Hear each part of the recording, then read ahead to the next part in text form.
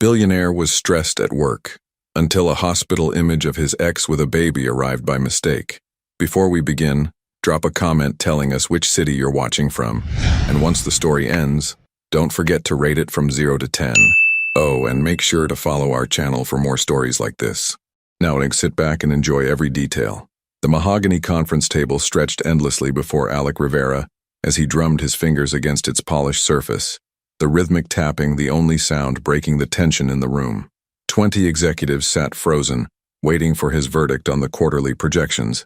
His steel-gray eyes, usually sharp with calculation, seemed distant today, unfocused in a way that made everyone uncomfortable. The streaming numbers for Q3 are down 8%.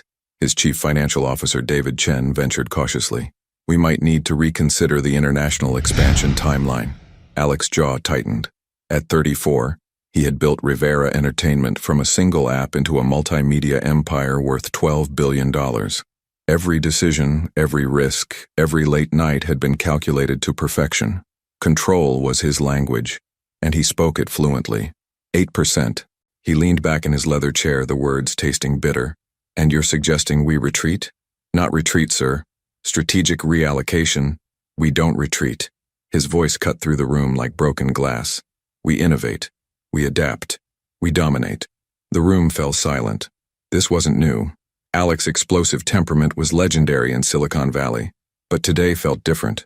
Today the fury seemed to come from somewhere deeper, somewhere that had nothing to do with streaming numbers or market shares. 6 months. 6 months since Astrid had walked out of his Malibu mansion with nothing but a single suitcase and her dignity intact. 6 months since he'd last seen her luminous green eyes, the way they sparkled when she laughed at his terrible jokes, or how they flashed with defiance when he tried to control her career choices. If that's your focus, Astrid, good luck. But without me. The words echoed in his memory like a curse. He'd meant to hurt her, to make her choose between her dreams and him. Instead, she'd chosen herself. His phone buzzed against the table, a text message notification. Without looking away from the presentation screen, he swiped it open. The world stopped. There, filling his screen, was Astrid, but not the Astrid from his memories. This one was pale, exhausted, dark circles shadowing her beautiful face. She was in a hospital bed wearing a simple white gown, her platinum blonde hair pulled back messily, and in her arms, a baby, a tiny, perfect baby with a shock of dark hair, wrapped in a powder blue blanket. Alec's hand went slack. The phone clattered onto the conference table, the image still glowing up at the ceiling. Mr. Rivera? David's voice seemed to come from underwater. Are you? Get out! The words came out as a whisper. I'm sorry? Everyone out. Now. His voice cracked like thunder. 20 executives scrambled for the door, their papers and laptops forgotten in their haste to escape. Alone, Alec picked up his phone with trembling fingers. The message was from Patricia Villanova, Astrid's mother, a woman who had always treated him with suspicious politeness, as if she could see through his expensive suits and charming smile to the controlling man beneath. Our precious angel finally arrived. Astrid is so strong. 2 days old and already stealing hearts. Love, Mom, 2 days old. Alec's mind raced through calculations. If the baby was born 2 days ago, and if it was premature, he grabbed his laptop, his fingers flying across the keyboard as he pulled up his calendar from 7 months ago. March. Their last fight had been in March, right before she left for that international film project, the one he'd forbidden her to take, the one that had ended them. The baby could be his. His chest felt like it was caving in. All this time, 6 months of radio silence, of deleted phone numbers, of refusing to answer calls from numbers he didn't recognize because his pride wouldn't let him hear her voice. She might have been carrying his child. His child. The phone rang in his hand.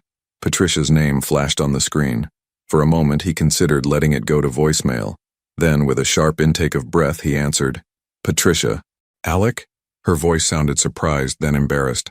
Oh my goodness, I'm so sorry. I meant to send that to my sister Carmen. I must have. With the stress and everything, I accidentally. Where is she? What? Astrid. Where is she? His voice was barely controlled, a dam about to break. Alec, I don't think. Please. The word came out broken, raw. Just tell me where she is. A long pause, then quietly. Cedar Sinai, room 314. But Alec, she's been through so much. The baby was premature, 7 months.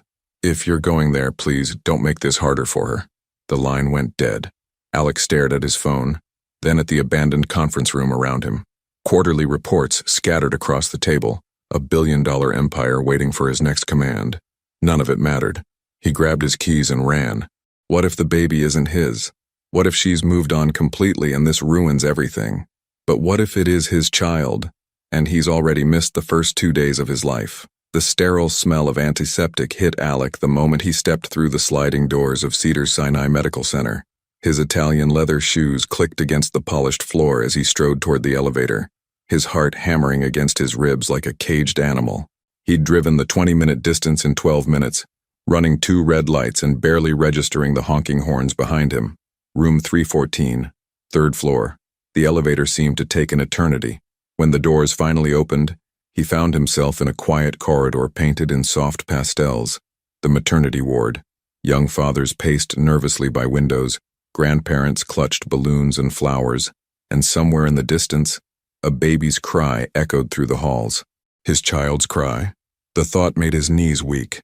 Alec had faced hostile takeovers, billion-dollar negotiations, and boardroom sharks without flinching. But standing outside room 314, his hand frozen inches from the door, he felt like a scared boy again. The same boy who'd watched his own father walk away when he was 10, leaving nothing but empty promises and the bitter taste of abandonment. He knocked softly. "Come in," came a familiar voice. Tired, strained, but unmistakably Astrid's. He pushed open the door and stepped inside. The afternoon sun streamed through large windows, casting golden light across the private room. And there she was. Astrid looked smaller somehow, fragile in a way he'd never seen her before. Her platinum blonde hair, usually styled to perfection for red carpets and photo shoots, hung in soft waves around her shoulders. She wore no makeup, and the natural freckles across her nose, the ones she always covered, were visible. In her arms, wrapped in a soft blue blanket, was the tiniest human being Alec had ever seen. Their eyes met, and for a moment, neither spoke. "You came," she whispered, her voice barely audible. "You didn't tell me. It wasn't an accusation. Not yet. It was something rawer, more broken." Astrid looked down at the baby, whose tiny fist had escaped the blanket and was pressed against her chest. "No, I didn't." Alec stepped closer, his eyes drawn to the child. Dark hair, like his. But babies often had dark hair that changed later. The nose, though, that looked familiar. The stubborn set of the jaw, even in sleep. "Is he?" "Yes." Her answer came quick, certain. "He's yours, Alec. His name is Gabriel." The name hit him like a physical blow. Gabriel, after his grandfather, the only father figure he'd ever really known. She remembered. After everything, after all the fights and the silence and the months of separation, she remembered. 7 months. She continued, adjusting the baby's blanket with practiced movements. He was born at 33 weeks. His lungs needed help at first, but he's strong. The doctors say he'll be fine. Alex sank into the chair beside her bed, his legs finally giving out. "Why didn't you tell me you were pregnant?" Astrid's green eyes flashed with familiar fire. "When? During our last fight when you told me I had to choose between you and my career? Or maybe during the 3 weeks after that when you refused to take my calls? Or perhaps during the 5 months since then when you've acted like I don't exist? I would've, what? Come running back to control me again." She shifted Gabriel to her shoulder, patting his back gently when he made a small sound. "Tell me what roles I could or couldn't take. Decide where I could or couldn't live. Monitor every interview, every public appearance." The accusations stung because they were true. He had tried to control her, to fit her into the neat boxes of his perfectly ordered life. Astrid Villanova, Academy Award nominee, had been reduced to Alec Rivera's girlfriend, in his mind, and he'd tried to make that reality. "I was scared," he admitted, the words feeling foreign on his tongue. Alec Rivera didn't admit fear. Alec Rivera conquered it. Scared of what? Of losing you. He looked at Gabriel, this perfect little human they'd created together. "My father left when I was 10, just disappeared one day after promising he'd take me to a baseball game. I waited by the window for 6 hours before my mother told me he wasn't coming back." Astrid's expression softened slightly, but her posture remained guarded. "I know that's not an excuse for how I treated you," he continued. "But every time you had a love scene to film, every time some actor posted a picture with you, Every time you went to an event without me, I felt like that 10-year-old kid again, watching the people I care about slip away." Gabriel stirred in Astrid's arms, and she began to rock him gently. The motion was so natural, so maternal, that it took Alec's breath away. She'd always been good with children. He remembered how she'd light up around her young nieces and nephews during family gatherings. But seeing her like this with their son made something shift in his chest. "I spent 6 months thinking you'd moved on," he said quietly, "that you were happier without me." "I was," she said, and the honesty of it cut deep. "But I was also miserable, and scared, and alone when I should have been sharing this with you." A soft knock interrupted them. A nurse peered in, a kind-faced woman in scrubs decorated with tiny teddy bears. "Sorry to interrupt, but it's time for Gabriel's feeding," she said with a warm smile, "and visiting hours end in an hour." Astrid nodded, and the nurse disappeared, leaving them alone again with the weight of 6 months of silence and hurt. "I have a penthouse apartment in Manhattan," Astrid said suddenly. "I bought it last month. After Gabriel is discharged, we're moving there. I have a film project starting in December. Something I can do remotely during post-production." "You're leaving Los Angeles?" "I'm leaving you, Alec. Again. For good this time." Her voice was steady, but he caught the slight tremor in her hands as she smoothed Gabriel's blanket. "I won't let my son grow up watching his father try to cage his mother." The words hit him like ice water. She was taking his son, a son he'd just discovered existed, 3,000 miles away. "Astrid, please what? Please give you another chance to suffocate me? Please pretend the last 6 months didn't happen?" Gabriel started to fuss, and she lifted him to her shoulder. "I'm done pretending, Alec. I'm done hoping you'll change." The door opened again, and the nurse returned with a bottle. "Ready for lunch, little guy?"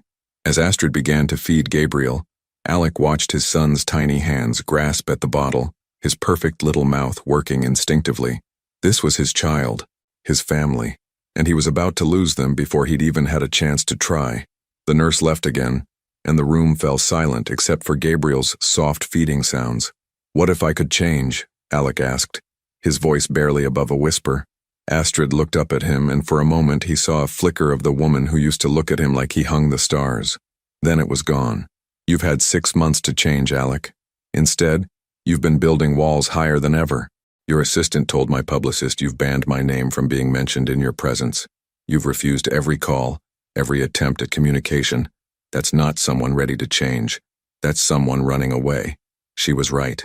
He had been running from the pain, from the possibility that she might not want him back, from the terrifying vulnerability of admitting he'd been wrong. Gabriel finished his bottle and made a small, contented sound. Astrid lifted him to her shoulder again, and as she did, Alec caught sight of something that made his blood run cold. On her nightstand, partially hidden under a magazine, was a plane ticket to New York. Departure date, tomorrow. The plane ticket felt like a death sentence. Tomorrow. She was leaving tomorrow with his son, and he'd just found out Gabriel existed 2 hours ago. "New York," he said, his voice hollow as he stared at the boarding pass. "You're leaving tomorrow." Astrid followed his gaze and sighed. "Gabriel needs stability, I need distance, and you—" She paused, settling their son back into her arms. "You need to figure out who you want to be, because the man I fell in love with 3 years ago isn't the same one who tried to control every breath I took." Alec felt panic rising in his throat, a sensation completely foreign to him. In business, he always had contingency plans, backup strategies, ways to turn losses into wins.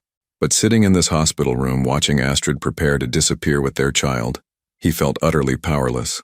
"Give me a chance," he said, leaning forward in his chair. "Don't take him away from me before I've even held him." Something flickered across Astrid's face. Surprise, maybe even pain. "You want to hold him?" The question caught him off guard. Want wasn't the right word. Need was closer. The need was so intense it physically hurt. "Please." Astrid studied his face for a long moment, then carefully transferred Gabriel into his arms. The baby was impossibly light, impossibly small. Alec held his breath, terrified he might break something so perfect. Gabriel's tiny fist curled around his finger with surprising strength, and suddenly Alec understood what people meant when they talked about love at first sight. "He has your stubborn chin," Astrid said softly, watching them together. "And your eyes," Alec whispered back. Gabriel's eyes were closed, but when they'd been open earlier he'd caught glimpses of green, not quite as vibrant as Astrid's yet, but definitely not the steel gray of his own. For several minutes they sat in peaceful silence. Gabriel slept contentedly in his father's arms, occasionally making small sounds that made Alec's chest tight with emotion. This was his son, his child, and tomorrow he might never see him again. "I'll fight you," he said quietly, not looking away from Gabriel's face. "What? If you try to take him to New York, I'll fight you. Custody lawyers, court battles, whatever it takes." Now he did look at her, and his expression was determined, but not threatening. "I won't be like my father. I won't just disappear." Astrid's jaw tightened. "So you'll trap me with legal threats? That's your solution?" "That's my fear talking," he admitted. "But underneath that, I want to be better. I want to be the man you fell in love with. I want to be the father Gabriel deserves." Wanting and doing are two different things, Alec. A knock interrupted them. Dr. Miranda Reeves, Astrid's obstetrician, entered with a warm smile that faltered slightly when she saw Alec holding the baby. "Mr. Rivera," she said with professional politeness, "I didn't expect to see you here." "Neither did I," Alec replied honestly. Dr. Reeves checked Astrid's chart and examined Gabriel briefly. Her movements efficient but gentle. "Everything looks good. Gabriel's vitals are strong, and Astrid, your recovery is progressing well. You should both be cleared for discharge tomorrow morning." "Both." The word hung in the air like a challenge. "Actually," Astrid said carefully, "I wanted to discuss the discharge timeline. I have travel arrangements." "Travel?" Dr. Reeves frowned. "Astrid, Gabriel is only 2 days old and was born premature. I wouldn't recommend air travel for at least 2 weeks, possibly longer depending on his development." Alec felt a surge of hope, followed immediately by guilt. His son's health was more important than his own desire to keep them close. "But he's healthy," Astrid said, a note of desperation creeping into her voice. "You said his vitals are strong. He is healthy, but he's also vulnerable. His immune system is still developing, and the pressure changes during flight could affect his breathing. I really must insist. No travel for at least 14 days. After the doctor left, the room fell silent except for Gabriel's soft breathing. Astrid stared out the window at the Los Angeles skyline, her hands clenched in her lap. 2 weeks, she said finally. 2 weeks, Alec agreed. That's something. That's nothing. She turned to face him, and he saw tears threatening at the corners of her eyes. 2 weeks of you trying to convince me to stay, of you making promises you can't keep, of me falling for your charm all over again just to have my heart broken when you revert to your old controlling ways. What if I don't revert? You will. It's who you are, Alec. It's what you do when you're scared or stressed or threatened. You control things. You controlled me until I couldn't breathe. Gabriel stirred in his arms, and Alec gently rocked him back to sleep. The motion felt natural, instinctive. Then help me learn a different way. I tried for 3 years. You tried to manage my controlling behavior. I'm asking you to help me understand why I do it in the first place. He looked down at Gabriel, then back at her. I told you about my father leaving, but I never told you about what happened after. Astrid's expression softened slightly, curiosity replacing some of the anger. My mother remarried when I was 13. James is a good man. Patient, kind, everything my father wasn't.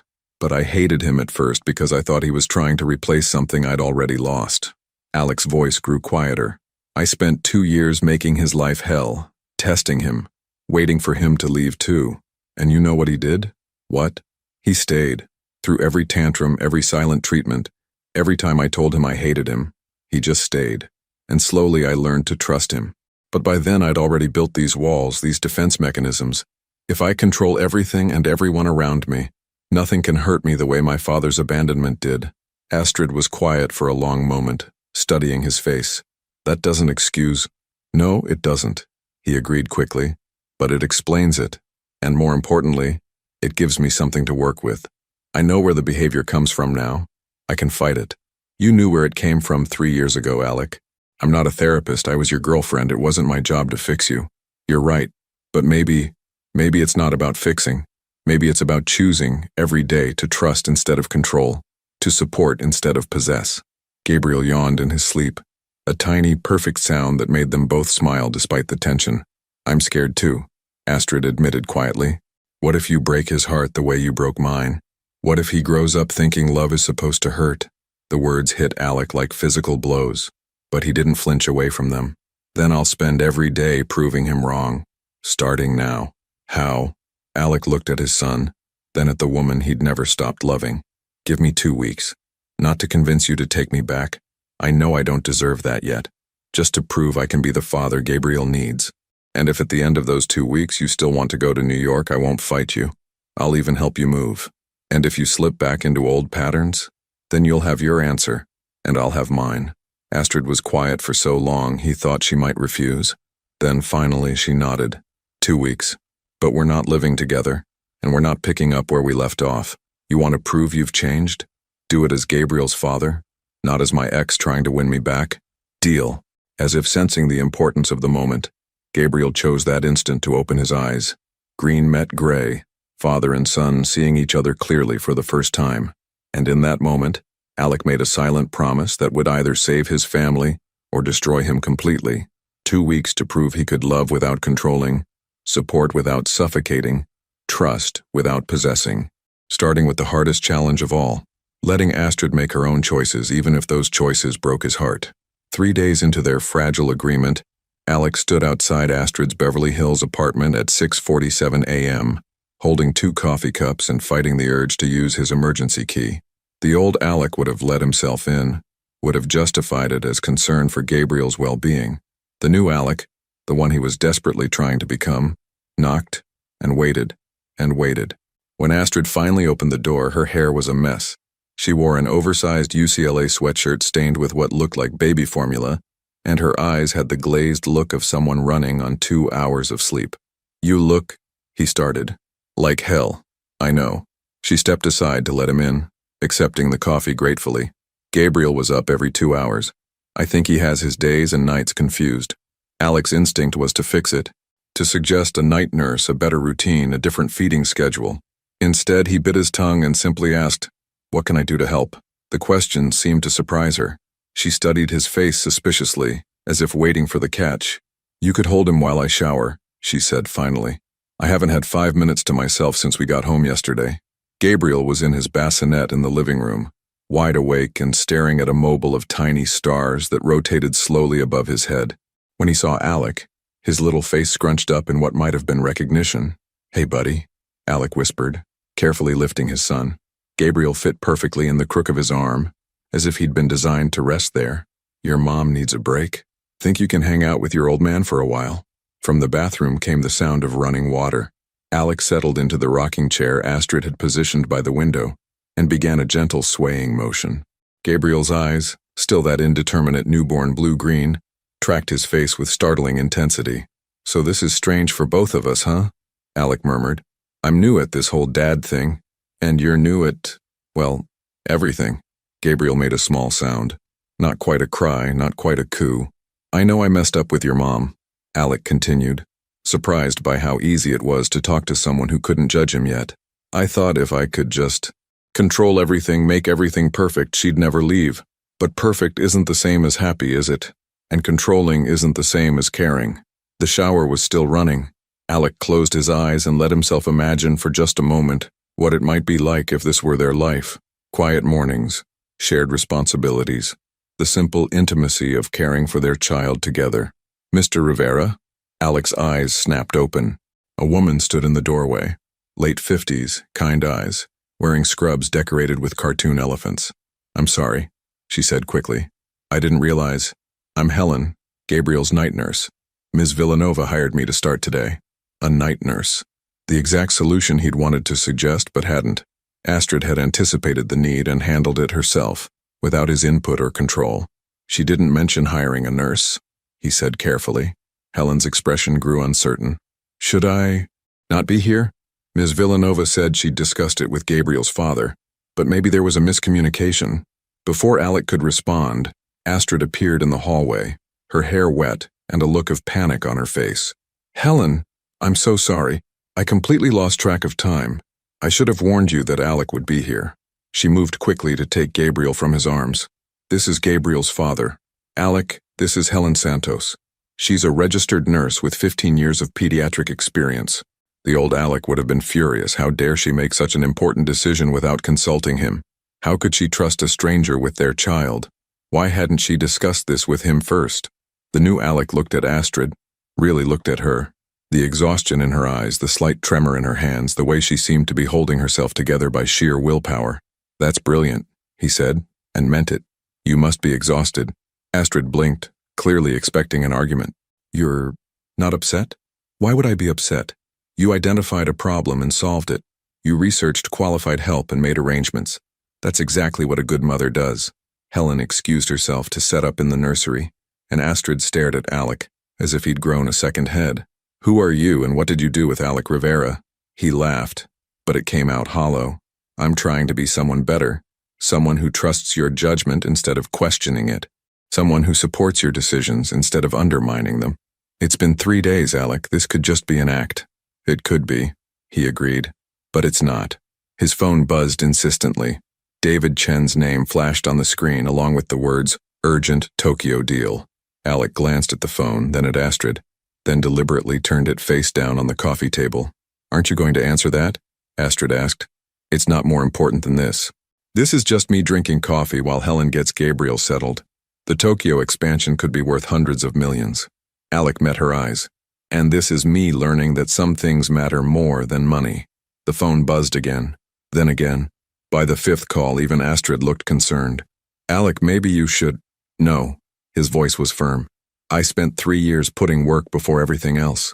Before you. Before us. Before any chance of having a real life. I won't make that mistake with Gabriel."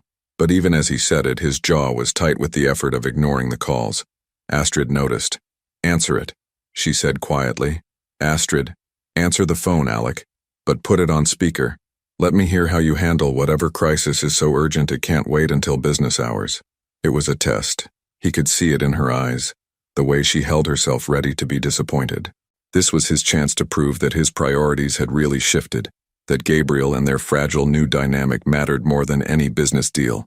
He answered the call and put it on speaker. "David, what's the emergency?" "Alec, thank God. The Yamamoto Group is pulling out of the Tokyo deal. They're claiming we violated the exclusivity agreement by talking to Sony simultaneously. Legal says we could lose everything. The streaming rights, the distribution network, possibly face a lawsuit for breach of contract."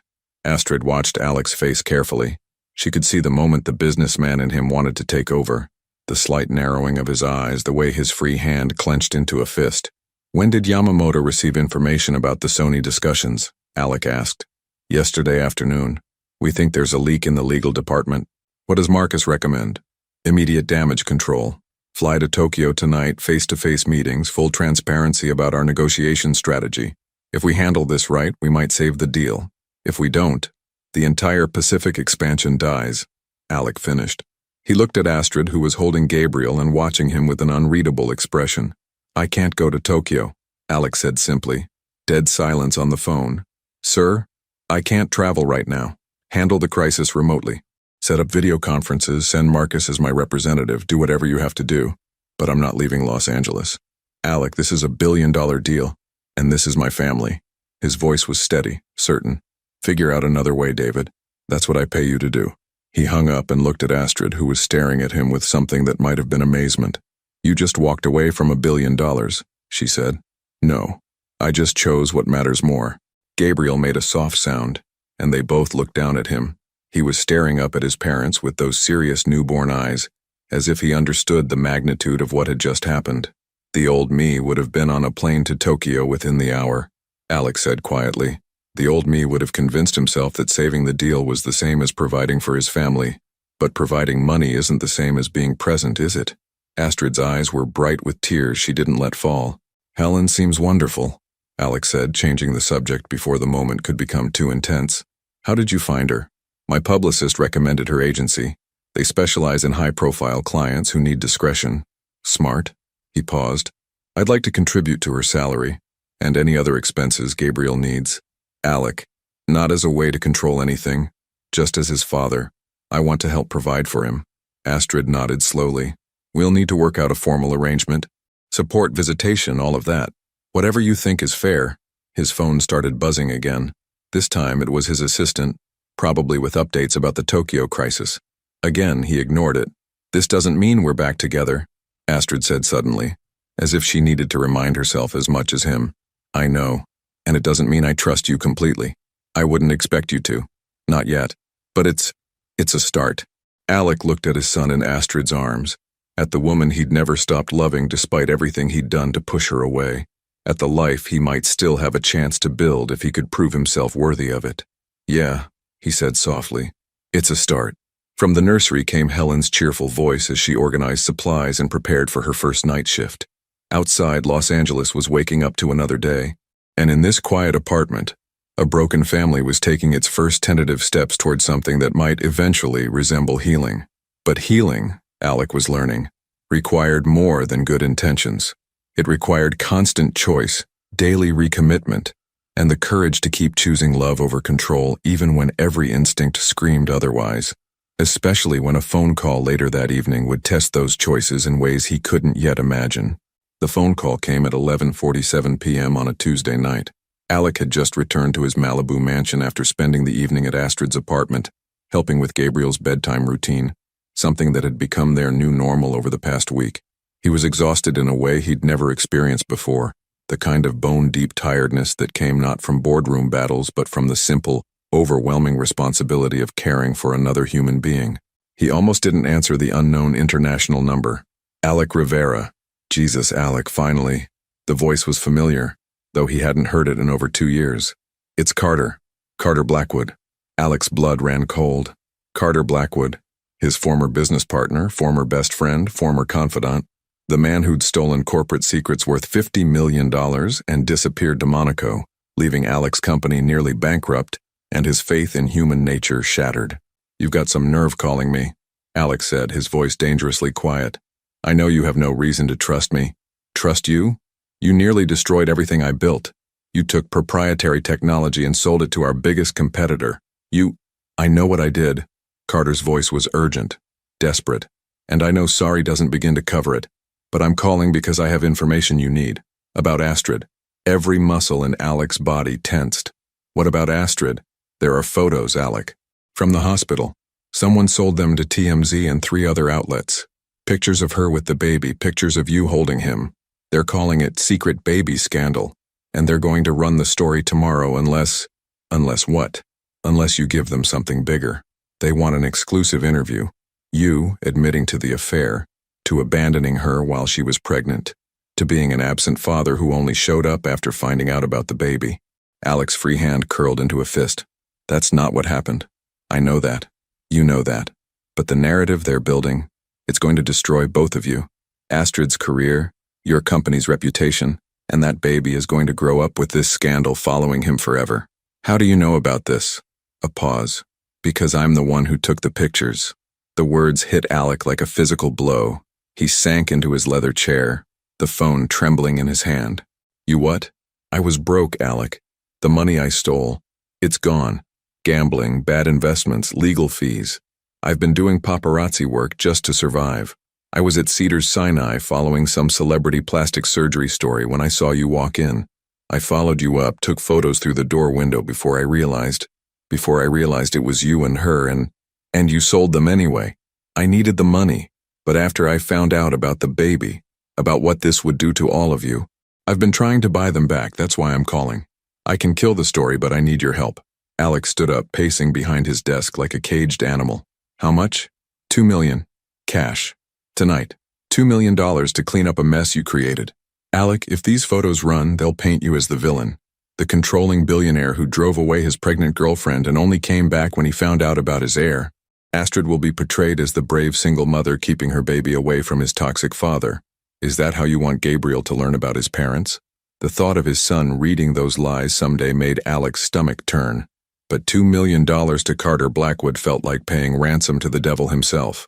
Even if I pay you, Alec said slowly, how do I know you won't just sell more photos later? How do I know this isn't just the beginning? Because I'm done, Alec. After this, I'm leaving the country, starting over somewhere else. This is my last chance to do something right. The same way stealing from me was right, the same way stalking my family was right. I know I don't deserve your trust. You're damn right you don't. Alec stopped pacing, his mind racing through options. He could let the story run and weather the storm. He could sue TMZ and the other outlets, though that would only draw more attention. Or he could pay Carter and hope it would end there. I need to think about this, he said. Alec, you don't have time to think. The story goes live at 6 a.m. It's almost midnight now. If you're going to do this, it has to be tonight. Alec hung up without another word and immediately called his head of security. Within 20 minutes, Marcus Webb was at his door, a former FBI agent who'd been handling delicate situations for Rivera Entertainment for 5 years. I need you to verify something, Alec said, handing him Carter's number.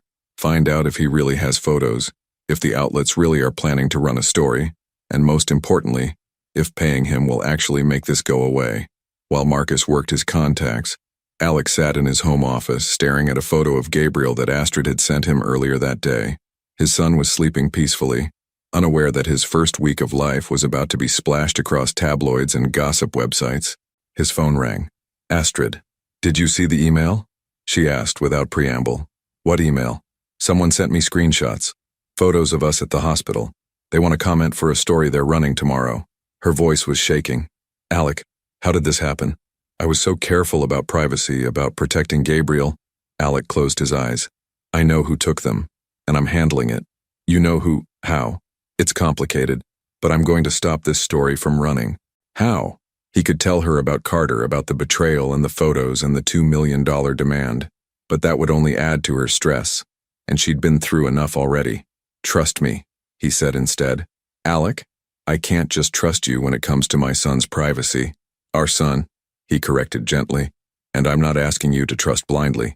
I'm asking you to let me handle this crisis so you can focus on taking care of Gabriel. A long pause. What aren't you telling me? Marcus walked into the office, his expression grim. He held up his phone, showing Alec a message. Photos are real. Story is scheduled. Payment would likely end it, but no guarantees. I'll call you back, Alec told Astrid. Alec, don't you dare hang up on me. If this affects Gabriel, I have a right to know. You're right. Come over. Bring Gabriel if you want. You should hear this from me, not from some gossip reporter. An hour later, Astrid sat in Alec's living room with Gabriel sleeping in his carrier beside her, listening to the whole sordid story. Her face grew paler with each detail: Carter's betrayal, the stolen photos, the impossible choice between paying extortion money or watching their private moment become public entertainment. So your former business partner has been stalking us, she said when he finished. He wasn't stalking us specifically. He was there on another story and saw an opportunity. That's supposed to make me feel better? No. Nothing about this should make you feel better. I'm telling you because you deserve to know the truth. Gabriel stirred in his sleep, and Astrid automatically reached over to adjust his blanket. The simple protective gesture reminded Alec of what was really at stake here. What do you want to do? She asked quietly. I want to pay him and make this go away, but I also want your input. This affects you and Gabriel as much as it affects me. Astrid was quiet for a long moment, studying their son's peaceful face. If we pay him, what's to stop him from coming back for more money later? Nothing. But if we don't pay him, Gabriel's first week of life becomes tabloid fodder. When he's old enough to Google his own name, those lies will be the first thing he finds. And if we do pay him, then we've taught him that sometimes the right thing isn't the smart thing. That sometimes protecting the people you love is worth more than your principles. Astrid looked up at him, and for a moment he saw the woman who'd once believed he could be better than his worst impulses. $2 million, she said. I can afford it. That's not the point. The point is we're being extorted by someone who violated our privacy and is now holding our son's reputation hostage. Alec's phone buzzed. A text from Carter. 1 hour left. After that, the photos go live and there's nothing I can do to stop them. We're out of time, Alec said, showing her the message. Astrid looked at Gabriel, then at Alec, then made a decision that would haunt them both. Pay him. But Alec, after this, I want to disappear completely. Change Gabriel's name. Move somewhere nobody knows us. Start over. I won't live my life looking over my shoulder, waiting for the next person to try to profit from our pain. The words hit him like ice water. She was willing to erase their entire existence rather than continue fighting battles like this. And the worst part was, he couldn't blame her. Astrid, promise me, after we pay this man and make this go away, promise me you'll let us disappear if that's what I choose. Alec looked at his son, sleeping peacefully despite the chaos surrounding him. In 12 days, Astrid would have to decide whether to take Gabriel to New York as planned.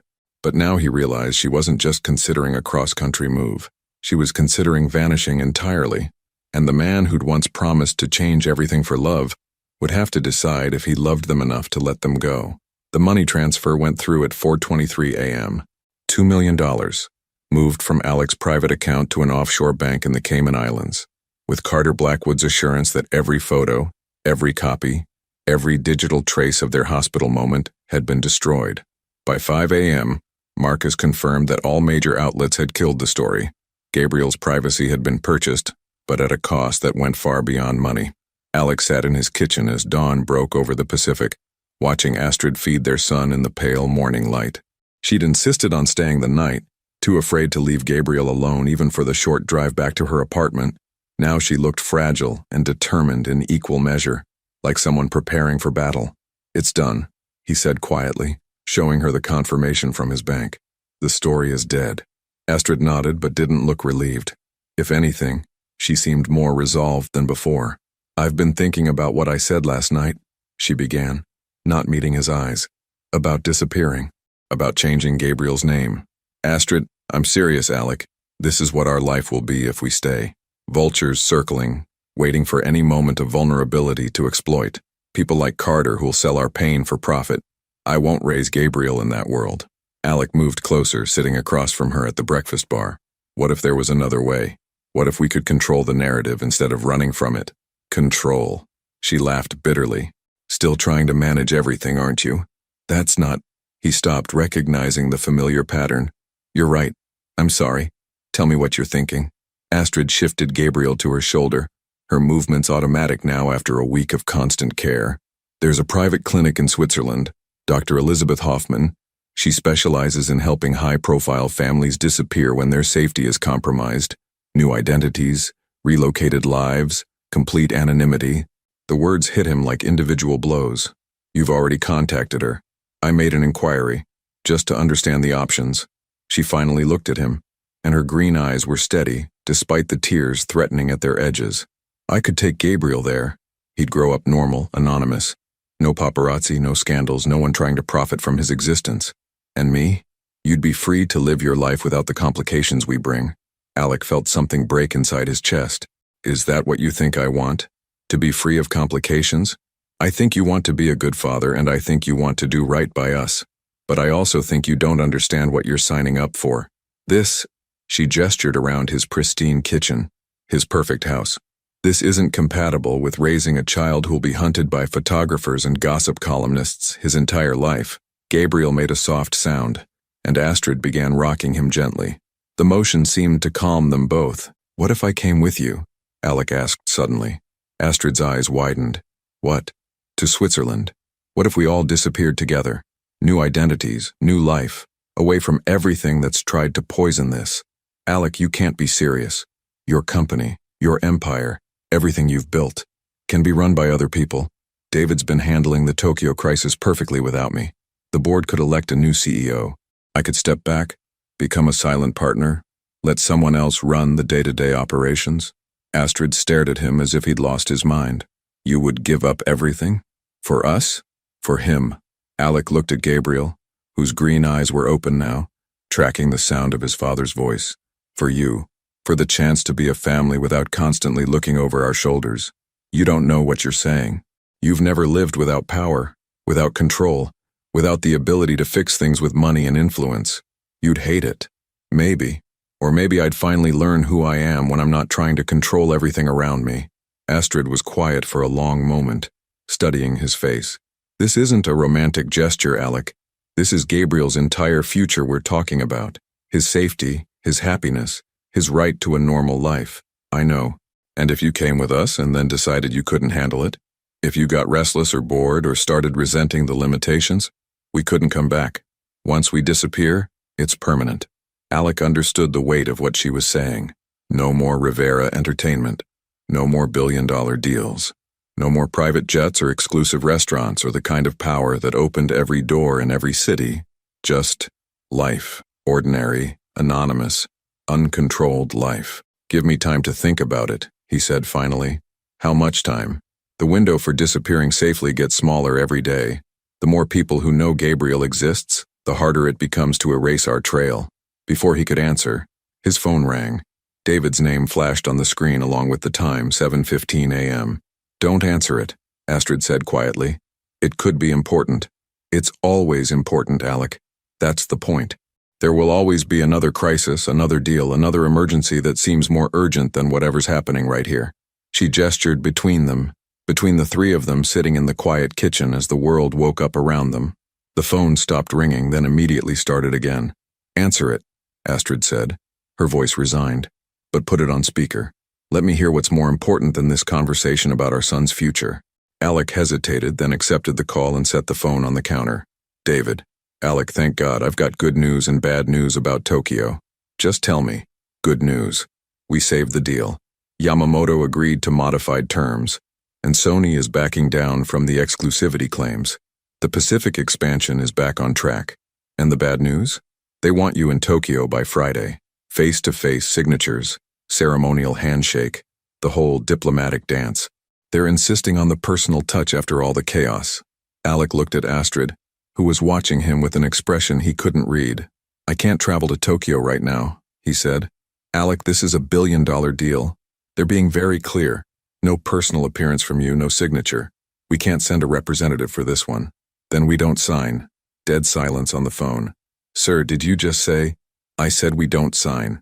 If they want to walk away from a mutually beneficial deal because I can't be there in person, then we find other partners. Alec, with all due respect, this isn't like you. What's going on? Alec looked at Gabriel, then at Astrid. What's going on is I'm remembering what actually matters. He hung up before David could respond. Astrid was staring at him with something that might have been amazement. You just walked away from another billion-dollar deal. Apparently, I'm making a habit of it. Why? Because if I get on a plane to Tokyo, you and Gabriel will be gone when I get back, and no amount of money is worth that risk. Gabriel chose that moment to let out a small cry. Not distressed, just the sound of a baby who wanted attention. Astrid lifted him to her shoulder and he immediately settled against her warmth. He's perfect, Alec said softly, watching his son's tiny hand curl against Astrid's neck. He deserves better than this, Astrid replied. Better than always having to hide, always having to be careful, always having to wonder if the next person who smiles at him wants something. Then let's give him better. How? Alec stood up, pacing to the window that overlooked the ocean. The morning sun was painting the water gold, and for a moment he tried to imagine never seeing this view again, never walking into Rivera Entertainment's headquarters, never feeling the rush of closing a major deal or the satisfaction of building something from nothing. It should have terrified him. Instead, he felt something that might have been relief. Dr. Hoffman, he said, turning back to face them. How quickly could she arrange new identities for all three of us? Astrid's breath caught. Alec, I'm serious. If this is what it takes to keep you and Gabriel safe, if this is what it takes for us to have a chance at being a real family, then I want to do it. You don't understand what you'd be giving up. I understand exactly what I'd be giving up. The question is, what would I be gaining? Gabriel made another soft sound and both parents looked at him instinctively. He was staring up at them with those serious newborn eyes as if he understood the magnitude of the decision being made about his future. Think about it, Alec said. Really think about it. Us together, somewhere no one knows our names or our history. Gabriel growing up normal, safe, free to be whoever he wants to be without living in the shadow of our past mistakes. And when you get bored of playing house, when you miss the power and the excitement and the feeling of being important, then I'll remember that this, he gestured to Gabriel, is the only important thing I've ever done. Astrid was quiet for a long time, rocking Gabriel gently as she processed everything he'd said. When she finally spoke, her voice was barely above a whisper. I need to call Dr. Hoffman. Are you sure? No, but I'm sure that staying here means Gabriel will never have a normal life. And I'm sure that if we're going to do this, we need to do it together, or not at all. As Astrid reached for her phone to make the call that would change everything, Alec realized he was about to discover who he really was when stripped of everything he thought defined him. The answer would either save his family or destroy them all. Doctor. Elizabeth Hoffman's voice was crisp and professional over the encrypted video call, her Swiss accent lending authority to words that would have sounded impossible from anyone else. 3 complete identity reconstructions, including a newborn, she said, studying the documents Astrid had sent. It's complex, but not impossible. The child's age actually works in our favor. No school records, no established social footprint. Alec sat beside Astrid on his living room couch, Gabriel sleeping peacefully in his arms. It had been 48 hours since they'd made their decision, and the reality of what they were planning was starting to sink in. How long would it take? Astrid asked. 2 weeks minimum. 4 weeks to be completely safe. We'll need new birth certificates, social security numbers, educational histories, employment records. Everything must be seamless. Any inconsistency could expose you later. And the cost? Alec asked. $5 million. Half now, half when you're safely relocated. Astrid tensed beside him. Even for Alec, $5 million was significant money, enough to buy a small company or finance an entire film. That's acceptable, he said without hesitation. Dr. Hoffman nodded. Good. Now, the difficult part.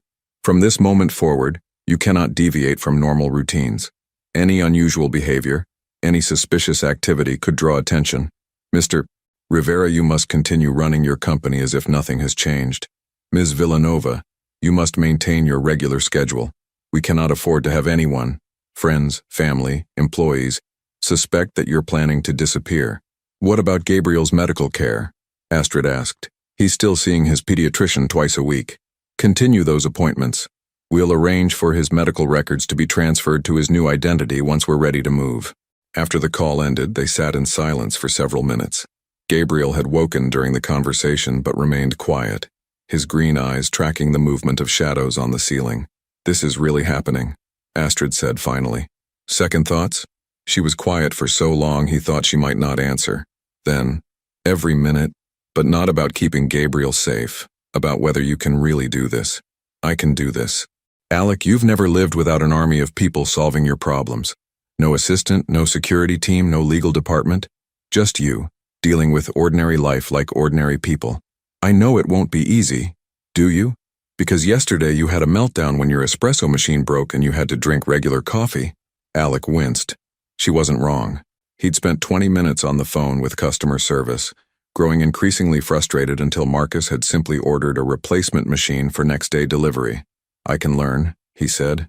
You'll have to. We all will. His phone buzzed with a text from David. Emergency board meeting called for tomorrow. Shareholders are panicking about your recent decisions. Please call ASAP. Alec showed Astrid the message. It's starting. What's starting? The company is questioning my judgment. Missing the Tokyo deal, turning down major opportunities, they think I'm having some kind of breakdown. Aren't you? He looked at her, then at Gabriel, then around his pristine living room filled with expensive art and furniture that suddenly felt like stage props in someone else's life. Maybe, but if I am, it's the best breakdown I've ever had. The next morning, Alex sat in Rivera Entertainment's boardroom facing 12 of the most powerful people in the entertainment industry. The tension was palpable as David presented a summary of recent irregularities in his leadership. 3 major deals declined or postponed in the past week, David said, his voice carefully neutral. The Tokyo expansion, the Netflix partnership, the acquisition of Meridian Studios. Combined value, approximately $4 billion. Board member Catherine Walsh leaned forward. Alec, we need to understand what's driving these decisions. Are you experiencing personal issues that might be affecting your judgment? Personal issues, if only she knew. My judgment is fine, Alec said. I'm simply being more selective about which opportunities align with our long-term strategy. $4 billion in declined deals hardly seems strategic, said Robert Chen, David's uncle and the board's most vocal critic of Alec's leadership style. Short-term losses for long-term stability. What long-term strategy involves walking away from guaranteed profits? Alec looked around the table at faces he'd known for years. People who'd trusted him to build their wealth, who'd supported his vision, who'd believed in his ability to turn Rivera Entertainment into a global powerhouse. Soon he'd be abandoning all of them without explanation. The thought should have filled him with guilt. Instead, he felt oddly peaceful. Perhaps we should discuss a temporary leave of absence, Catherine suggested gently. Some time to refocus, to address whatever personal matters might be influencing these decisions. A leave of absence? Alec's voice was sharp. With full benefits and a clear timeline for return, Robert added quickly. We're not questioning your abilities, Alec. We're concerned about your recent behavior patterns. And if I refuse? An uncomfortable silence fell over the room. Finally, Catherine spoke. The board has legal authority to remove a CEO if we determine they're acting against the company's best interests. There it was, the ultimatum he'd been expecting. Step aside voluntarily, or be forced out. In the old days, he would have fought. would have marshaled allies, called in favors, used every weapon in his considerable arsenal to maintain control. But sitting there, thinking about Astrid and Gabriel waiting at home, he realized he didn't want to fight anymore. "I'll consider a leave of absence," he said finally. "Give me 24 hours to think about the terms." The relief around the table was palpable. As the meeting broke up, David approached him. "Alec, what's really going on? This isn't like you. Maybe that's a good thing. Is this about a woman? Because if you're having relationship issues, it's about priorities, David. It's about remembering what actually matters." That evening, Alec returned home to find Astrid packing Gabriel's things into a small suitcase. Her movements were efficient, practiced, the actions of someone preparing for a journey. "Dr. Hoffman called," she said without looking up. "She's accelerated our timeline. We can be relocated in 10 days instead of 2 weeks. Why the rush? Someone's been asking questions about Gabriel, a private investigator hired by a tabloid. She thinks our window for disappearing safely is closing." Alec felt cold dread settle in his stomach. What kind of questions? Birth records? Hospital stays? Who visited the maternity ward? They're building a story, Alec. With or without our cooperation. Gabriel was in his bouncy seat, gurgling happily at a toy mobile. He had no idea his entire future was being decided around him, that in 10 days he might wake up in a different country with a different name. "The board wants me to take a leave of absence," Alec said. Astrid's hand stilled on Gabriel's tiny clothes. "What did you tell them?" "That I'd think about it, but they'll vote me out if I refuse. 20 years of building that company and they'll erase me in a single board meeting. Are you having second thoughts?" Alec sat beside Gabriel's seat, letting his son grip his finger with surprising strength. "About the company?" "No. About leaving you and Gabriel? Every second. That's not what I meant." He knew what she meant. Was he having second thoughts about disappearing entirely? About giving up everything he'd built for a life of complete anonymity? "Ask me again in 10 days, he said. "I can't wait 10 days, Alec. If you're going to change your mind, if you're going to decide that your company and your power matter more than us, I need to know now, because I can't go through the heartbreak of believing in us again, just to watch you choose your old life." Gabriel made a happy sound, and they both looked down at him. He was staring up at his parents with those serious eyes, as if he understood the weight of their conversation. "I love you," Alec said suddenly. Astrid's breath caught. "What?" "I love you. I never stopped loving you, even when I was trying to control you, even when I was pushing you away, even when I convinced myself you were better off without me. I never stopped loving you." Tears spilled down her cheeks. "Alec, I should have said it when you were pregnant. I should have said it during our last fight. I should have said it every day for 3 years instead of trying to show it by controlling everything around you. Why are you telling me this now? Because in 10 days we're either going to disappear together and start over as a family, or you're going to take Gabriel and I'll never see either of you again. Either way, I needed you to know." Astrid wiped her eyes with the back of her hand. "I love you too. I've always loved you. But love isn't enough if you can't change, if you can't really let go of the need to control everything. Then let me prove I can change. Let me prove that you and Gabriel matter more than anything else I've ever built." Gabriel started to fuss, and Astrid lifted him from his seat. As she settled him in her arms, Alec's phone rang. Dr. Hoffman's number. "There's been a complication," the doctor said without preamble. "The private investigator isn't working for a tabloid. He's working for Carter Blackwood." Alec's blood turned to ice. "What does that mean?" "It means your former partner took your money and is now trying to profit again by selling your location to the highest bidder. We need to move you tonight or you may not get another chance." Astrid had heard enough to understand. She looked at Alec, at Gabriel, then at the half-packed suitcase. "Tonight?" she whispered. "I'm sending a car, Dr. Hoffman continued. "You have 2 hours to pack only the essentials. Everything else stays behind. And Mr. Rivera, whatever connections to your old life you haven't severed yet, you need to cut them now. Once you leave tonight, there's no going back." As Alec hung up, he realized this was it, the moment that would define the rest of their lives. In 2 hours, he would either walk away from everything he'd ever known, or he would lose the only things that had ever truly mattered. The choice was no longer theoretical. It was now, it was real, and it was irreversible. The black SUV idled in Alec's driveway like a hearse waiting to carry away his old life.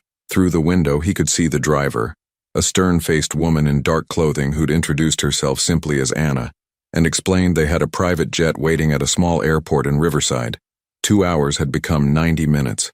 90 minutes to pack 3 lives into 2 suitcases and a baby carrier. Alex stood in his home office, staring at 20 years of his life condensed into framed photos, awards, and deal memorabilia. The first contract he'd ever signed, a picture with the mayor when Rivera Entertainment had been named Los Angeles Business of the Year. His father's watch, the only thing the man had left behind when he'd disappeared. His hands shook as he reached for the watch, then stopped.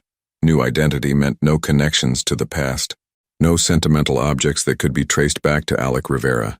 Having second thoughts, he turned to find Astrid in the doorway, holding Gabriel. She'd changed into travel clothes, jeans, sneakers, a simple black sweater.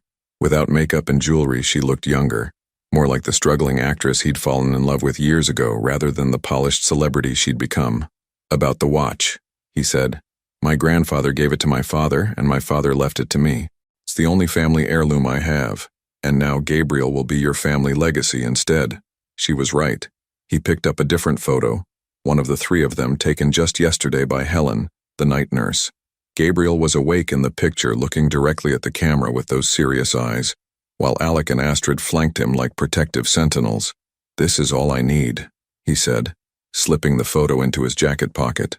As they walked through the house one last time, Alec's phone rang constantly. David calling about the board meeting, Catherine Walsh requesting clarification on his leave of absence decision, Marcus wanting to know why he'd canceled all security services without explanation. He turned the phone off. In the living room, Astrid was doing a final check of Gabriel's baby bag while their son slept peacefully in his carrier, unaware that he was about to begin an entirely new existence. "Anna says we need to leave in 10 minutes, Astrid said without looking up. "Astrid," his voice stopped her. "Before we do this, I need to ask you something." "What?" "If things don't work out, if I can't adjust to normal life, if I make you miserable trying to figure out how to be ordinary, promise me you won't regret this choice." "I can't promise that." Her honesty hit him like a physical blow. "But," she continued, "I can promise that I'll regret it more if we don't try. Gabriel deserves parents who chose him over everything else, even if we mess up everything else." Gabriel stirred, making soft baby sounds. Alec knelt beside the carrier, studying his son's perfect features. In 2 weeks, Gabriel would legally be someone else's child, at least on paper, but he would still be theirs. "Ready?" Anna appeared in the doorway, her expression neutral but urgent. They were loading the last suitcase when Alec's phone, the one he'd turned off, began buzzing in his pocket. He'd forgotten about the emergency line, the one only 3 people had access to. "Don't answer it," Astrid said, seeing his hesitation. But the emergency line meant real crisis. Someone dying, the company in genuine peril, something that couldn't wait for business hours or proper channels. He looked at the caller ID. "David, 30 seconds, he told Anna, who nodded curtly. "Alec, thank God." David's voice was tight with panic. "Where are you? I've been trying to reach you for hours." "I'm handling a personal emergency. What's so urgent it couldn't wait?" "It's about Carter Blackwood. He's here, Alec. He showed up at the office an hour ago with a legal team, claiming he has evidence of corporate malfeasance. He's demanding a meeting with the board, threatening to go public with allegations of financial misconduct unless we pay him $50 million. Alec's blood went cold. $50 million. Carter wasn't just trying to profit from photos anymore. He was attempting to destroy Rivera Entertainment entirely. "What kind of evidence?" "Financial records from your partnership 5 years ago. Contracts, emails, transaction logs. He's claiming you knew about his embezzlement and covered it up to protect the company's reputation. That's impossible. I was the one who exposed his theft. I know that. You know that. But he's got documentation that suggests otherwise. Alec, if this goes public, it won't just ruin the company, it could land you in prison." Astrid was watching his face, her expression shifting from impatience to concern as she recognized the gravity of whatever David was saying. "How long do I have?" Alec asked. "The board is meeting an emergency session tonight. If you don't come in to address these allegations, they're going to vote no confidence and launch an independent investigation. Carter will take that as permission to go public." "What time?" 9 p.m. "Alec, you need to be here.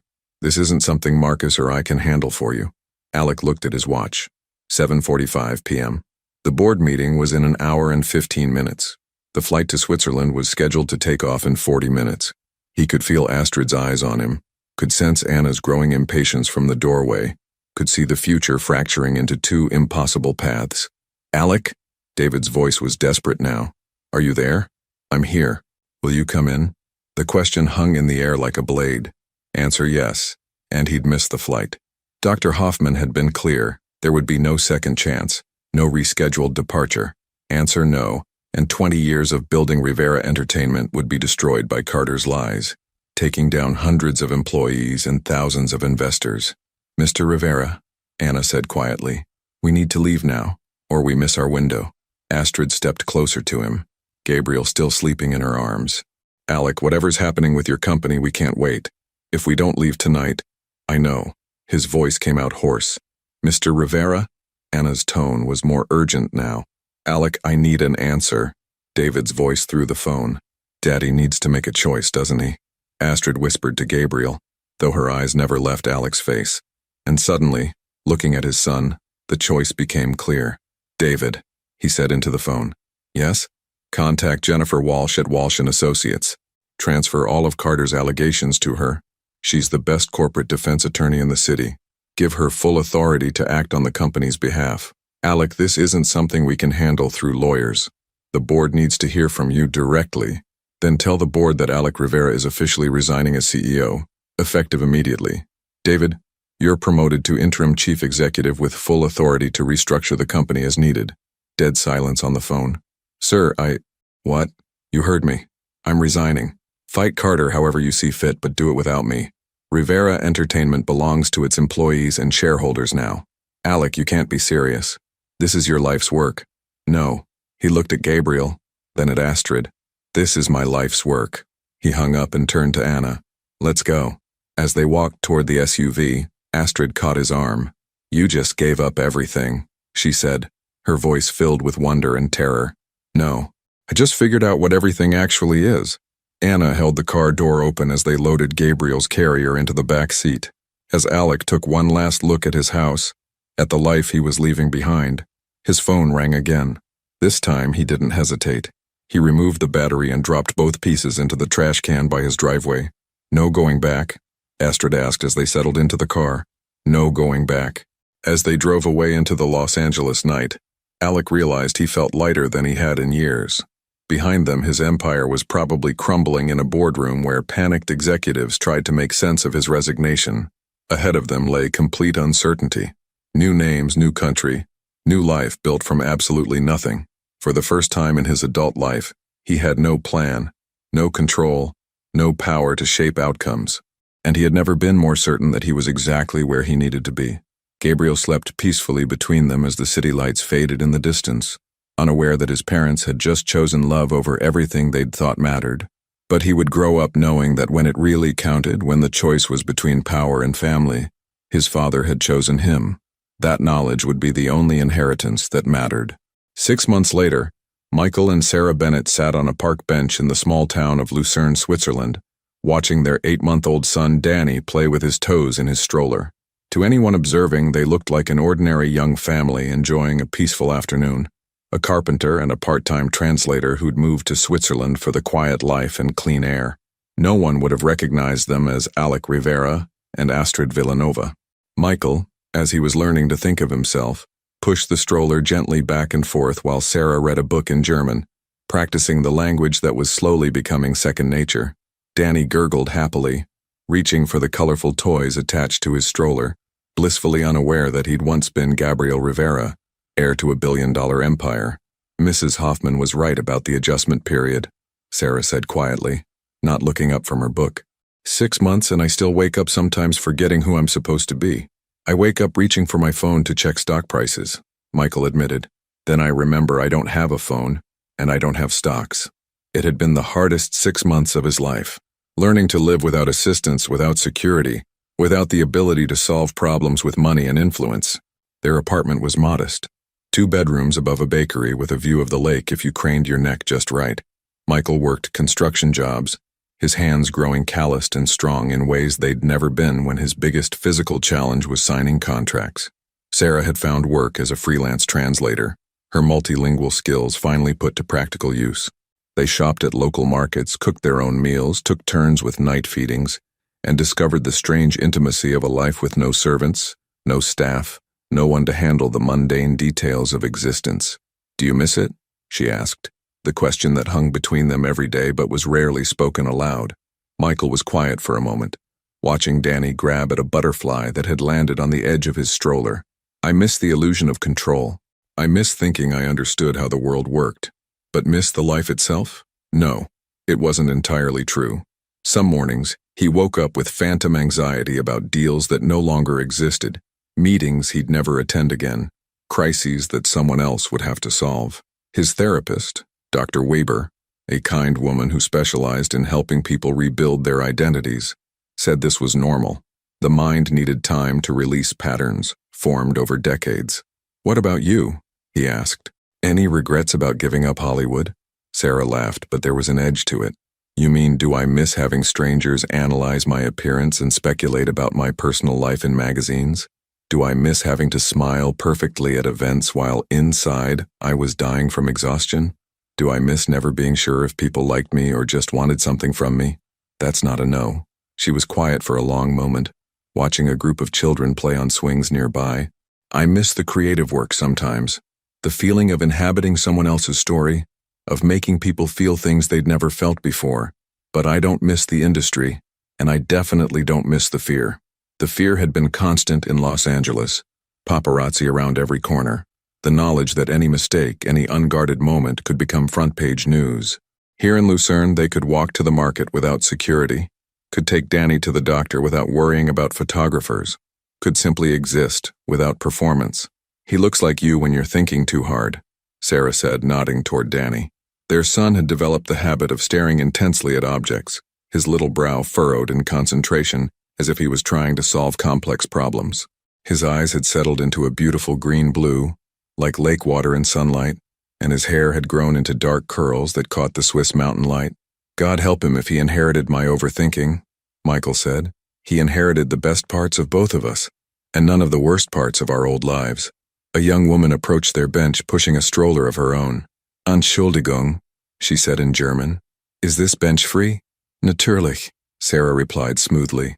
"Please, sit." The woman settled beside them, her baby, a girl about Danny's age, cooing softly.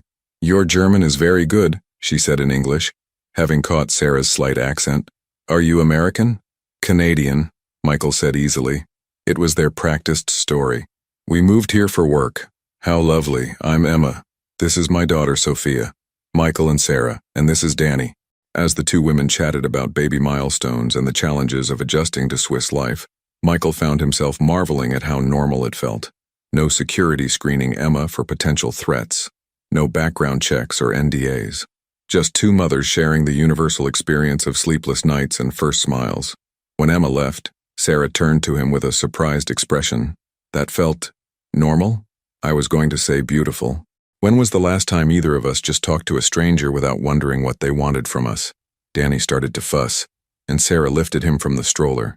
He settled immediately in her arms, pressing his face against her shoulder with the complete trust that only babies possessed. "We should head home," she said. "His nap time." As they walked through Lucerne's cobblestone streets, Michael felt his phone. Their one shared device, a basic model registered under Sarah's new identity, buzz with a text. Dr. Hoffman checked in monthly, providing updates on any potential threats to their anonymity. The message was brief. "All clear. No active searches in your former names. Previous life officially considered closed." He showed the text to Sarah, who read it with visible relief. "It's really over," she said. "The hiding part is. The living part is just beginning." They climbed the narrow stairs to their apartment where Mrs. Chen, their elderly landlady, was watering plants on the shared balcony. She'd taken a grandmother-like interest in Danny, often leaving small gifts and offering unsolicited but kind advice about child-rearing. "How is our little prince today?" she asked in accented English, reaching out to stroke Danny's cheek. "Growing bigger every day," Sarah replied. "Soon he'll be too heavy for me to carry up these stairs. Then Papa will carry him," Mrs. Chen said, winking at Michael. Strong arms from all that construction work. Inside their apartment, Sarah settled Danny down for his nap while Michael started dinner, a skill he'd learned through necessity and was beginning to take pride in. Tonight was risotto, something that would have been prepared by his private chef in the old life, but now required patience and attention he found oddly meditative. "I got a call today," Sarah said, emerging from the nursery. From the translation agency. They want me to take on a bigger project, a full novel, German to English. It would mean steady work for the next 3 months. That's wonderful. It would also mean longer hours, less time with Danny. Michael stirred the risotto, considering. What do you want to do? I want to take it. I want to prove to myself that I can build something new, that Sarah Bennett can have a career that's entirely her own. Then take it. Just like that? Just like that? We'll figure out the childcare. Maybe I can take some afternoon shifts off, or we can find a local babysitter. Sarah studied his face. You're not going to try to manage the situation? Suggest specific solutions or worry about how it might affect our routine? Michael paused, realizing she was right. The old Alec would have immediately begun strategizing, optimizing, controlling every variable to ensure the perfect outcome. The new Michael was learning to trust that solutions would emerge through cooperation rather than domination. I'm learning to trust your judgment, he said, and to trust that we can handle whatever challenges come up. That night, after dinner and Danny's evening feeding, they sat on their small balcony overlooking the lake. The Swiss mountains rose around them like protective walls, and the air was so clean it still sometimes took Michael's breath away. Sometimes I wonder what our old friends think happened to us, Sarah said. Probably that we had some kind of breakdown. Ran off to find ourselves or whatever rich people do when they can't handle reality anymore. Are they wrong? Michael considered this. Maybe not entirely. Maybe this is what finding yourself actually looks like. Stripping away everything you thought defined you and discovering what's left. Danny's cry came through the baby monitor, soft but insistent. Without discussion, they both rose to check on him. They found him awake but not distressed, simply staring at the mobile above his crib with that intense concentration he'd inherited from his father. Hey, little guy, Sarah whispered, reaching down to stroke his cheek. Just checking in on the world? Danny made a soft sound. Not quite a laugh, not quite a coo, but something uniquely his. He's perfect, Michael said quietly. He's ours, Sarah replied, and somehow that felt like an even better description. As they stood there watching their son, Michael realized something had shifted in the past 6 months. The desperate urgency of those first weeks, the fear of being discovered, the panic about giving up everything they'd known, had settled into something deeper and more sustainable. They weren't running anymore. They were living. And for the first time since that night in Los Angeles when they'd climbed into Anna's car, Michael allowed himself to believe they might actually make this work. But belief, as they were about to discover, could be a dangerous thing when the past refused to stay buried. The photograph arrived on a Tuesday morning, slipped under their apartment door while they slept. Michael found it when he went down to get fresh bread from the bakery, a simple manila envelope with no return address, containing a single image that made his blood turn to ice. It was Danny, taken yesterday at the park. His son was in his stroller, reaching for the butterfly, while Michael and Sarah sat on the bench beside him. The angle suggested it had been shot from across the lake with a telephoto lens. On the back, written in block letters, "Beautiful family. Would hate for anything to happen to them." Michael's hands shook as he climbed the stairs back to their apartment. Inside, Sarah was feeding Danny his morning bottle, humming softly while he gazed up at her with complete trust. "What's wrong?" she asked immediately, seeing his face. Without a word, he handed her the photograph. Sarah's face went white. Danny, sensing the sudden tension, began to fuss in her arms. "How?" she whispered. "Dr. Hoffman said we were clear. No one was looking for us anymore." Michael's mind raced through possibilities. Only a handful of people knew their new identities. Dr. Hoffman's organization was supposed to be impenetrable, unless... His phone rang. The basic model they shared. The one only Dr. Hoffman and their immediate contacts had access to. But the caller ID showed a number he didn't recognize. "Don't answer it," Sarah said quickly. But they both knew they had to. If someone had found them, ignoring the call wouldn't make them disappear. "Michael Bennett," he answered using their cover name. "Hello, Alec." The voice was smooth, American, unfamiliar. Or should I say, "Hello, Michael. I have to admit the whole Swiss carpenter thing is quite convincing. Who is this?" "Someone who's been very interested in your new life. Beautiful lake you have there. Perfect place to raise a child, really. So safe, so quiet. So isolated." Sarah was watching his face, Danny still in her arms. Their son had settled, but seemed to sense the adult's distress. "What do you want?" "What I've always wanted, Alec. What everyone in our line of work wants, money." "How much?" $10 million. Transferred to an account I'll specify. In exchange, your lovely new life remains undisturbed, And no one learns that the missing billionaire and his movie star girlfriend are playing house in Switzerland. Michael looked at Sarah, at Danny, at the life they'd built over 6 months of careful anonymity. I don't have access to that kind of money anymore. Of course you do. Rivera Entertainment might have new management, but I doubt you were foolish enough to liquidate all your personal assets before disappearing. Offshore accounts, private investments, Swiss bank accounts, men like you always keep escape funds. It was true. While he'd given up control of the company, Michael still had access to personal wealth that had been carefully isolated from corporate assets. Dr. Hoffman had helped him structure it as part of their escape plan. Even if I could access that money, what's to stop you from coming back for more? Nothing. But that's the beauty of our arrangement. You pay me to maintain your privacy, and I maintain your privacy. It's a subscription service, really. 10 million now, then 5 million annually for the privilege of staying dead to the world. That's extortion. That's business. You of all people should understand. Sarah was making frantic gestures, pointing toward Danny and shaking her head. She was right. They couldn't keep running, couldn't keep paying off threats, but they also couldn't risk their son's safety. I need time to think about this, Michael said. You have until midnight tonight. After that, I make some calls to very interested parties in Los Angeles.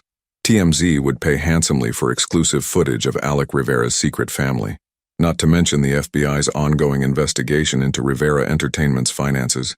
They'd love to know where you disappeared to. The line went dead. Sarah was already moving, pulling out their emergency bag, the one Dr. Hoffman had insisted they keep packed and ready. We have to go. Now. Today. Go where? He found us here. What's to stop him from finding us anywhere? Dr. Hoffman has other safe houses, other identities. And then what? We run again? Change names again? Keep Danny moving from country to country until he's old enough to ask why his parents are so afraid of shadows? Sarah stopped packing, Danny still in her arms. What are you suggesting? I'm suggesting maybe it's time to stop running. Alec, Michael, whoever you are right now, this person has been watching our son, taking pictures of him, threatening us. We can't just ignore that. I'm not suggesting we ignore it. I'm suggesting we end it. Michael pulled out their laptop and logged into an encrypted account he hadn't accessed in months. Numbers flashed across the screen. Investments, bonds, accounts scattered across 3 continents. Enough money to pay off a dozen extortionists. Enough money to run forever. Or enough money to fight back. What are you doing? Calling Dr. Hoffman. If someone breached her security to find us, she needs to know. And if someone is threatening her clients, she needs to shut them down. Dr. Hoffman answered on the second ring, her voice sharp with concern. Michael, you're not supposed to contact me unless someone found us. They have photos, they want 10 million, and they're threatening Danny. A pause. Impossible. Our security protocols are absolute. Then explain this. Michael described the photograph, the phone call, the specific details only someone with inside knowledge could possess. Dr. Hoffman was quiet for a long moment. Send me the photo. I'll trace the number, run facial recognition on anyone who's been in proximity to your location. This breach is unacceptable. While they waited for Dr. Hoffman to call back, Michael and Sarah sat at their small kitchen table, Danny between them in his high chair, completely oblivious to the crisis unfolding around him. Their son babbled happily, banging a wooden spoon against his tray, the sound echoing through their suddenly fragile sanctuary. Whatever Dr. Hoffman finds, Sarah said quietly, I want your promise that we make this decision together.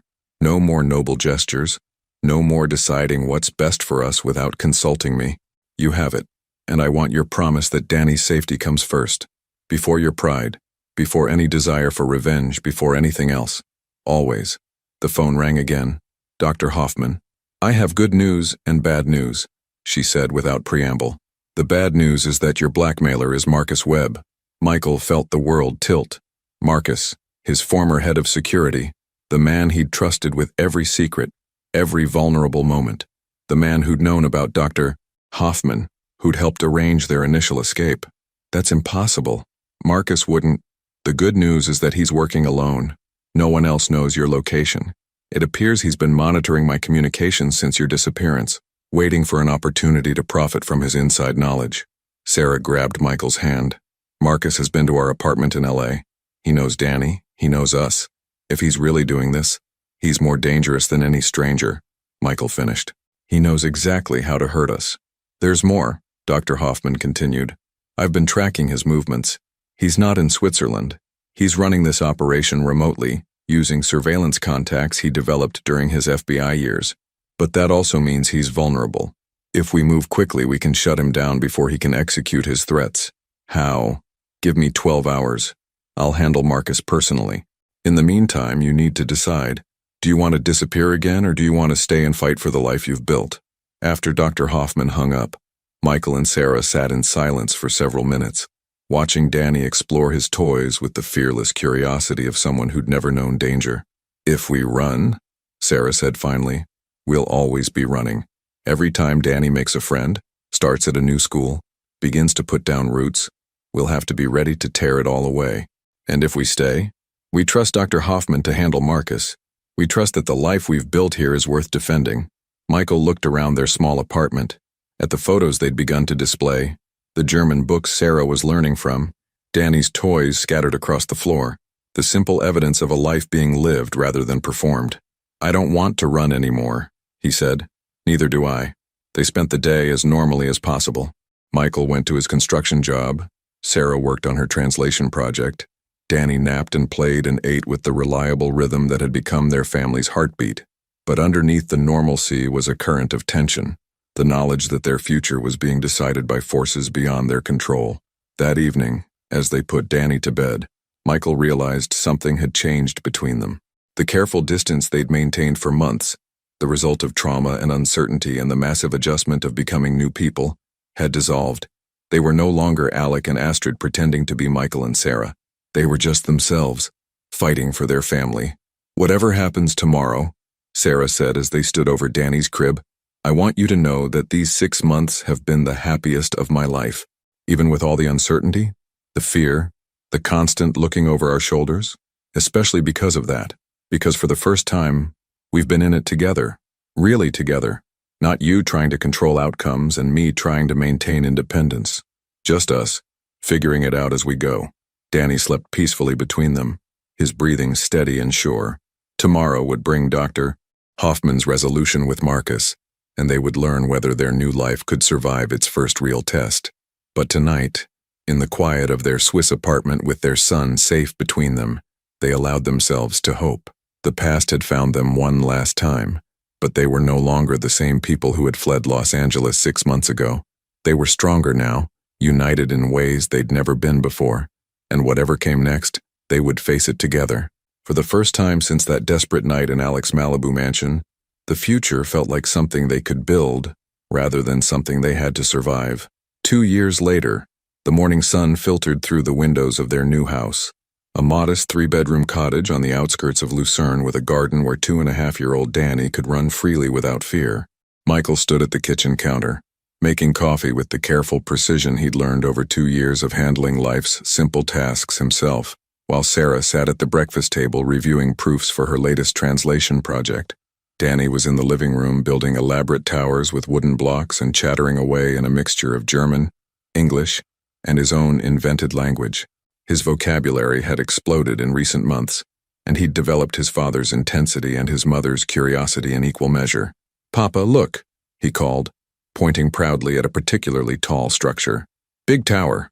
Very big," Michael agreed, settling beside his son on the floor. "Did you build that all by yourself?" "Yeah, all myself." Danny's pride was infectious, and Michael found himself grinning at the simple joy of a toddler's accomplishment. It had been 18 months since Dr. Hoffman had called to inform them that Marcus Webb had been permanently neutralized as a threat. She'd never provided details, and they'd never asked. Some questions were better left unanswered. What mattered was that the threats had stopped, the surveillance had ended, and they'd been free to stop looking over their shoulders. In that time, their life had taken on the comfortable rhythms of normalcy. Michael's carpentry skills had evolved into a small but successful custom furniture business. Word of mouth had brought him steady clients who appreciated the attention to detail he brought to every piece. A perfectionism that had once driven him to control billion-dollar deals now channeled into crafting dining tables and children's toy chests. Sarah had become the region's most sought-after translator, specializing in literary works. Her latest project, translating an acclaimed Swiss novel into English, had caught the attention of a major publishing house. There was talk of her moving to editorial work, of building something entirely her own in the literary world. "Mama, breakfast," Danny announced, abandoning his blocks to climb into Sarah's lap. "In a minute, mein Schatz," she said, kissing the top of his head. "Let me finish this paragraph." "What's the book about?" Michael asked, settling at the table with his coffee. "Love, actually, but the complicated kind. The kind that requires people to completely reinvent themselves to find each other." Michael raised an eyebrow. "Sounds familiar." Though in this case they're both running from arranged marriages in 18th century Vienna, not tabloid photographers in 21st century Los Angeles. Danny had found a way to twist in Sarah's lap so he could see the pages covered in German text. "Mama working," he observed seriously. "That's right. Mama's working so we can buy you more blocks and books and maybe that tricycle you've been asking about." "Red tricycle?" "Red tricycle," Sarah confirmed. Michael watched his wife and son together, marveling as he did every morning at the simple miracle of their existence. Danny had Sarah's expressive eyes, but was developing Michael's thoughtful nature. He would study problems intently before attempting solutions, whether he was trying to reach a toy on a high shelf or figure out how puzzle pieces fit together. The child had no memory of their previous life, no knowledge that he'd once been Gabriel Rivera, heir to an entertainment empire. To him, Papa was the man who made beautiful furniture with his hands and taught him to hammer nails into practice boards. Mama was the woman who read him stories in 3 languages and was slowly teaching him to bake bread on Sunday mornings. "I got a call from Dr. Weber yesterday," Sarah said, referring to her therapist. "She thinks I'm ready to reduce our sessions to monthly check-ins. How do you feel about that?" "Ready, terrified, grateful." She laughed. "All at once, really. For 2 years she's been helping me figure out who Sarah Bennett is underneath all the roles I used to play. I think I'm finally starting to know. And who is she? Someone who chose love over fear. Someone who's learning that happiness doesn't require perfection." She looked at Danny, then at Michael. Someone who found her family and decided to fight for it. Danny had climbed down and was now attempting to feed his stuffed elephant a piece of toast. The elephant, naturally, was not cooperative, leading to a detailed explanation from Danny about why elephants needed breakfast too. "Speaking of fighting for family," Michael said carefully, "I got an interesting email yesterday." Sarah looked up from her work. "Oh?" "From David Chen. Apparently, Rivera Entertainment has been sold to a European media conglomerate. The buyers want to meet with the company's founder, unofficially of course, to understand the original vision before they restructure. And they're offering $10 million for a single consultation meeting. No publicity, no official involvement, just one conversation about corporate philosophy and long-term strategy." Sarah set down her pen. $10 million for one meeting. One meeting. That's more money than we could spend in 10 lifetimes living like this. It is. They looked at each other across the breakfast table, both understanding the weight of the moment. $10 million would mean complete financial security, the ability to give Danny any education he wanted, to travel, to live without the careful budgeting that had become second nature. It would also mean stepping back, however briefly, into the world of Alec Rivera. "What did you tell him?" Sarah asked. "I told him I'd discuss it with my wife and get back to him." Danny had successfully convinced his elephant to accept a tiny piece of toast and was now attempting to teach it proper chewing technique. His concentration was absolute, his belief in the elephant's capacity to learn both touching and hilarious. "What do you want to do?" Sarah asked. Michael was quiet for a long moment, watching his son play. 2 years ago, I would have seen this as an opportunity to regain influence, to remind the world that Alec Rivera still mattered. I would have convinced myself it was about financial security for the family, but really it would have been about my ego. And now? Now I see it as a choice between who I was and who I've become, between the life that almost destroyed us and the life we've built together. That's not exactly an answer. Michael smiled. The answer is that Michael Bennett doesn't need to prove anything to anyone. He has work he enjoys, a family he adores, and enough money to live comfortably without extravagance. Why would he risk that for the approval of people whose opinions stopped mattering the night we left Los Angeles? Sarah reached across the table and took his hand. "Are you sure? Because if you're having second thoughts about this life, about us, I'm sure. About this life, about us, about everything that really matters." He squeezed her hand. "Although I do want to discuss one thing with you." "What?" "Danny's been asking about siblings lately. Apparently, Emma's daughter Sophia has a baby brother now, and he's very interested in the concept." Sarah's eyes widened. Michael Bennett, are you suggesting? I'm suggesting that Sarah Bennett might want to consider expanding their family. If she's interested, of course. Danny chose that moment to abandon his elephant and climb into Michael's lap, sticky toast fingers and all. Papa, story please? What kind of story? About the prince and princess who found the baby and lived happy. Michael looked at Sarah, who was smiling through tears she didn't bother to hide. Once upon a time, he began, settling Danny more comfortably in his arms. There was a prince who thought he needed a castle and a kingdom to be important. And there was a princess who thought she needed to perform for everyone to be loved. And then, Danny prompted, even though he'd heard this story dozens of times. And then they found a beautiful baby who taught them that the only kingdom that mattered was the one they could build together. So they gave up their castle and their crown and their fancy clothes, and they learned to be happy in a little house with a garden where the baby could play safely. And they lived happy forever? They lived happy forever, Michael confirmed, kissing the top of his son's head. Later that afternoon, after Michael had sent David Chen a polite but firm decline, and Sarah had finished her morning's translation work, they took Danny to their favorite spot by the lake. It was the same bench where they'd first felt truly safe, where they'd begun to believe that their new life might actually work. Danny ran ahead to chase the ducks that gathered near the water's edge, his laughter echoing across the lake. Michael and Sarah sat hand in hand, watching their son experience the simple joy of being a child in a world where his biggest worry was whether the ducks would accept the bread he'd brought to share. Do you think he'll ever ask about his real name? Sarah asked. About who we used to be? Maybe. And when he does, we'll tell him the truth, that sometimes people have to change everything about themselves to find out who they really are. And if he wants to know about the money, the fame, all of that, then we'll tell him that we gave up everything that didn't matter to keep everything that did. A gentle breeze rippled across the lake, carrying the scent of alpine flowers and the promise of evening rain. In a few hours, they would return to their cottage where Michael would cook dinner, while Sarah helped Danny build new block towers, where they would read bedtime stories and sing lullabies and fall asleep in the quiet comfort of a life lived without performance or pretense. Tomorrow, Sarah would continue her translation work, Michael would craft another piece of furniture, and Danny would discover new ways to explore the world around him. Their days would unfold with the beautiful predictability of people who had found exactly where they belonged. No regrets?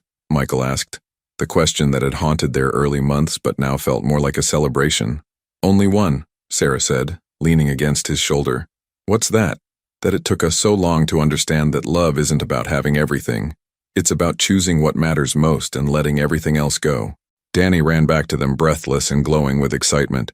Mama, Papa, the ducks said thank you. Did they really? Sarah asked, lifting him onto her lap. Yeah, they said quack, which means thank you in duck language.